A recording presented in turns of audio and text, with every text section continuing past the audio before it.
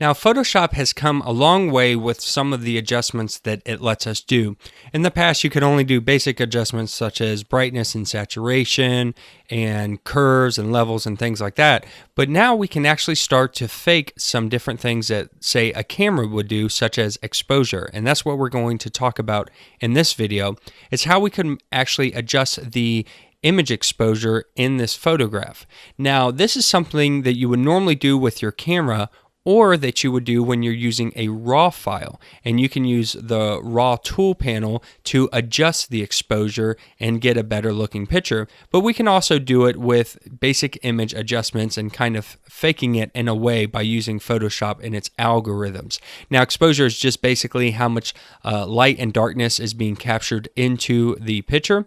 Let's go ahead and take a look at that real quick. So if we go to image adjustments and we go down to exposure, you can see that's a pretty basic layout. We have some presets. We have our exposure, our offset, and our gamma correction. So by adjusting the exposure, you can see we can bring in more light tones or more whites, and by dropping it out, we get some more darker tones.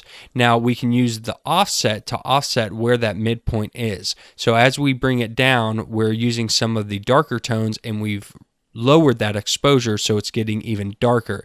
If we go up to a higher point, it's taking the midtones and bringing those down evenly, and so the whole image is getting darker. So that is how the offset is going to work. And then gamma correction is actually going to be how it looks on your screen, your actual monitor.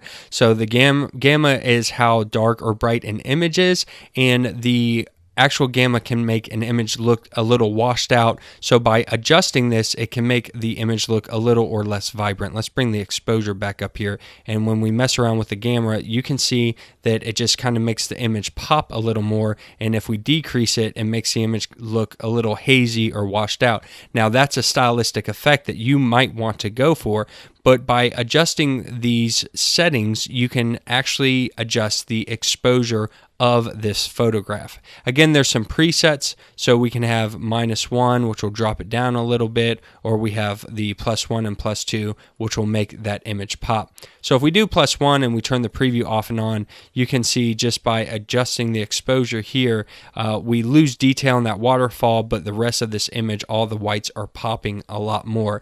If you're familiar with photography, you probably know how exposure works, and you probably understand it better than I just explained it, but that's how you adjust exposure for things like JPGs and PSD files inside of Photoshop.